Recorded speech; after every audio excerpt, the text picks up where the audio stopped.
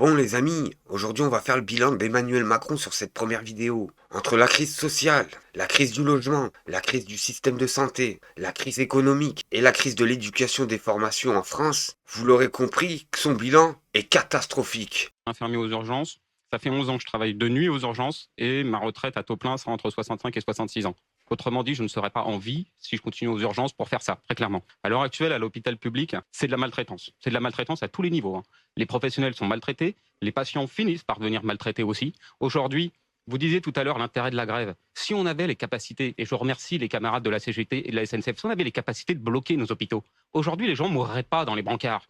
Aujourd'hui, pour défendre ça, on est obligé de tous se mettre en arrêt maladie pour dire stop. Parce que ça devient intolérable ce qui est en train de se passer. Et le problème, c'est pas l'hôpital, c'est le gouvernement qui ne nous écoute pas. Ça fait 4 ans avec le collectif Interurgence qu'on demande les mêmes choses. Plus de personnel, plus de salaire, plus de lits. À aucun moment, le gouvernement n'a ouvert des lits. Et on était 1 an avant la pandémie. Ils sont totalement responsables de ce qui s'est passé pendant cette pandémie. On a eu une chance extraordinaire, un mouvement médical 1 an avant une pandémie qui est historique en France. Ça fait depuis des années 80 qu'on n'avait pas vu ça. Leur réponse a été tellement insuffisante qu'on a été dans la même panade que tous les autres pays européens, qui eux n'avaient pas eu de mouvement pour la santé. C'est vous dire s'ils n'ont pas du tout répondu à la question qu'on leur avait posée.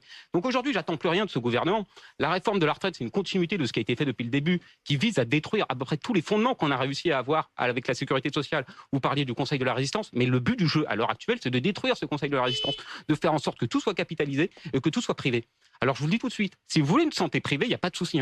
80% des Français n'ont pas les moyens de se payer des séjours en réanimation s'il leur arrive quelque chose. Je vous le dis tout de suite, 24 heures en réanimation, c'est plus de 2500 €. Donc vous calculez très vite, 2500 €, c'est même pas le salaire moyen en France. Donc oui, il faut protéger ce système-là, et tant que le gouvernement rentrera dans une confrontation entre nous, le capital, et qui essaiera de privatiser à tout prix tout ce qu'il voit entre lui, c'est-à-dire la retraite, l'hôpital, l'école. L'école est dans un état lamentable. Tout à l'heure, Natacha Polony disait, est-ce que c'est une urgence, les retraites? Mais au vu de la société qu'on est en train de laisser, mais moi, je veux dire, mais mes enfants, mais j'ai même pas envie d'avoir d'enfants quand je vois l'école que je vais lui laisser, l'hôpital que je vais lui laisser, le service de justice que je vais lui laisser. Mais qu'est-ce que vous voulez qu'on laisse à nos enfants à l'heure actuelle? On entend votre colère. On n'est même plus à la retraite.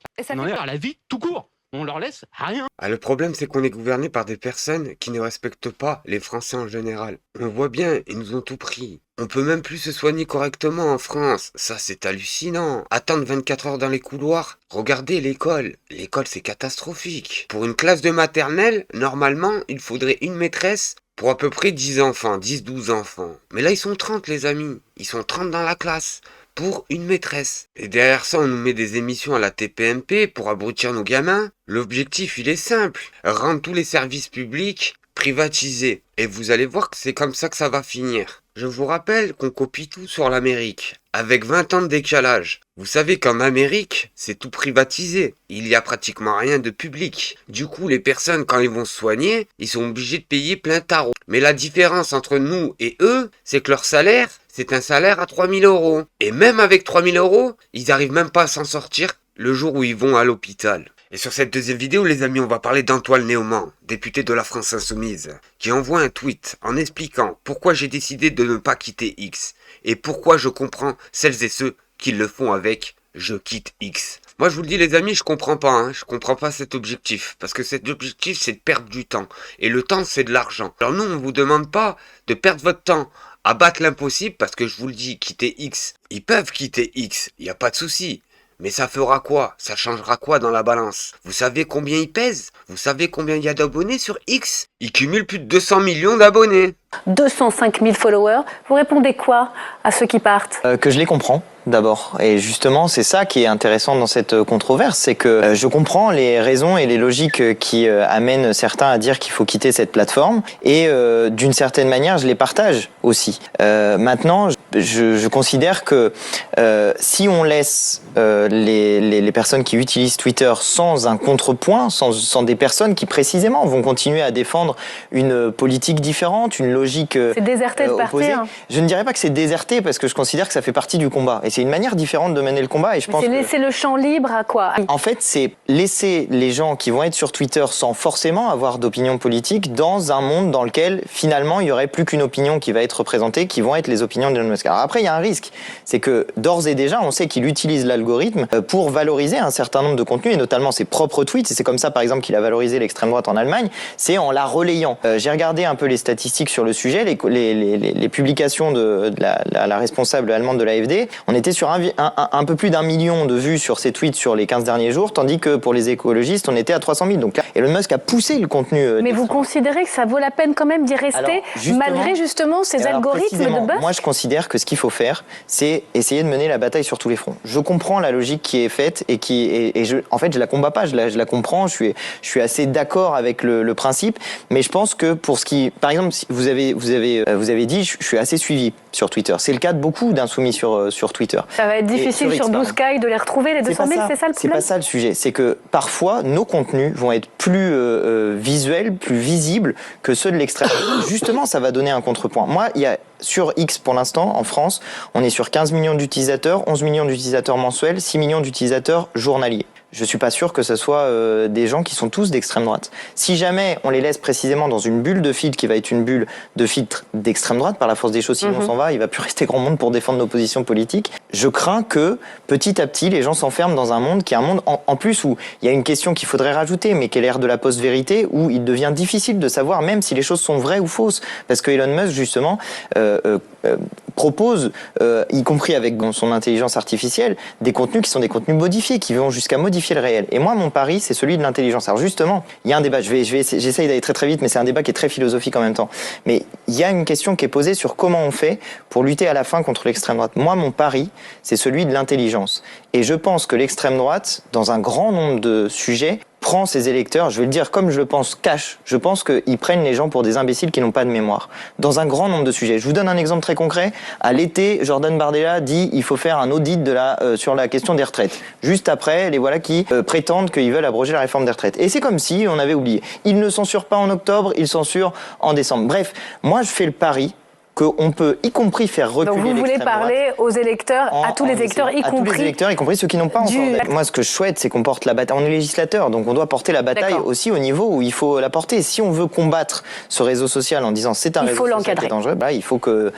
En fait, moi, je trouve que c'est de l'hypocrisie. Pourquoi, les amis ? Tout simplement parce que ces personnes qui vont quitter X, ça appartient à qui? À Elon Musk, vous êtes d'accord? Elon Musk appartient à qui, entre guillemets? Il vit où? C'est l'associé de Donald Trump en personne. Il est américain. Et ces personnes-là qui nous expliquent que l'Amérique, parce que c'est ça qu'on parle, l'Amérique pousserait la droite sur les réseaux sociaux, eh ben si c'est vrai, on arrête de faire des affaires avec eux. Ces personnes-là qui vont quitter X vont aller à McDonald's. Les mêmes personnes qui vont quitter X vont acheter des jeans Levi's ou vont regarder des films américains. Ce que je veux vous dire, c'est que ces personnes-là sont des hypocrites. Tous ceux qui vont essayer de quitter X en expliquant qu'ils vont faire la guerre à X ou qui vont boycotter X, loin de là, les amis. Détrompez-vous tous, ces personnes-là seront devant la télé avec du Coca-Cola américain en train de se regarder American Pie. Et on va finir en beauté, les amis, avec David Guiraud qui nous explique qu'après 15 mois et assisté au massacre interminable des Palestiniens, et alors qu'arrive enfin le cessez-le-feu, je vais expliquer encore notre intransigeance sur nos valeurs. Alors,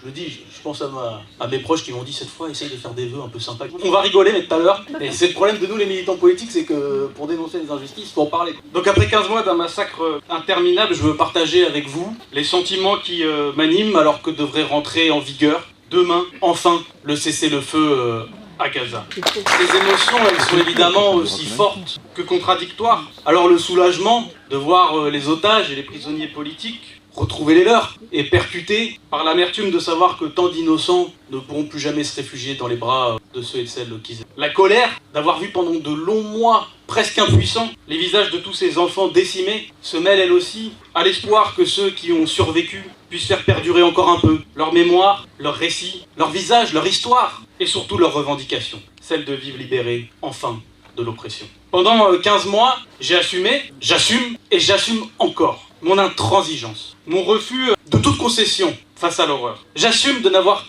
jamais, avec mes camarades, tourné le dos à nos valeurs. Je vais vous expliquer pourquoi. Parce que pour moi, se taire sur le génocide en cours, c'est renier sa propre identité française. Notre monde est secoué en ce moment par des tremblements, par le conflit entre un Ouest, l'Amérique impérialiste, égoïste, qui ne règne que par la force des armes, et à l'Est, en Chine notamment, où se grave dans le marbre un modèle de contrôle absolu de la société. Si nous ne voulons pas être brisés par ces deux puissances, entre ces deux puissances, comme la paille peut être fracturée par deux murs de béton qui nous entourent à l'Est et à l'Ouest, mais alors qu'avons-nous à proposer au monde? Qu'avons-nous à proposer à notre peuple? quelle est notre identité? Moi je réponds que notre identité profonde, celle qui justifie d'être aussi ferme sur nos valeurs, parce que sinon nous disparaissons en tant que pays, c'est d'être la patrie de l'universalisme. Et l'universalisme n'est universaliste que s'il accorde autant d'importance aux enfants des autres qu'à nos propres enfants. Au fond, c'est peut-être pas nous qui libérerons la Palestine, mais je crois que la Palestine nous libère. Elle nous libère parce qu'elle nous questionne par rapport à notre propre identité française, nos propres valeurs. Elle nous confronte, elle nous force à nous libérer de cette terrible indifférence aux enfants des autres parce qu'elle nous oblige à rappeler, et à nous rappeler, que les droits de l'homme et de la femme et du citoyen ne peuvent pas s'appliquer qu'à nous. Ne pas s'engager pour le droit des peuples à vivre libres et heureux. Ne pas soutenir les luttes décoloniales, c'est rendre vide tout ce qu'on apprend à nos enfants à l'école. À quoi sert la Révolution française? À quoi sert la Commune de Paris? À quoi sert Aimé Césaire? À quoi sert la littérature? À quoi sert l'histoire française? Si tout ça n'est qu'un lointain souvenir qu'on peut concéder, qu'on peut négocier à la moindre difficulté. J'en finis sur la Palestine là, mais je voulais en parler, et je pense évidemment à nos amis du Liban, qui sont ici présents, mais je veux résumer la pensée qui m'a animé en tant que parlementaire, avec une certaine fierté. C'est que je crois que ce combat pour les droits des Palestiniens que nous menons, qui n'est pas fini, nous aura rendus plus farouchement, plus férocement français et patriotes que jamais. Alors merci Seikouk, merci Abdelkader, merci à toi Franck, merci à toi Rico, merci à toi Néo, merci à toi Yann, merci à toi Pascal et merci à toi Franklin Jean. Pour tous ceux qui veulent participer au soutien de la chaîne, le Tipeee est dans la description. Merci à tous, au prochain épisode.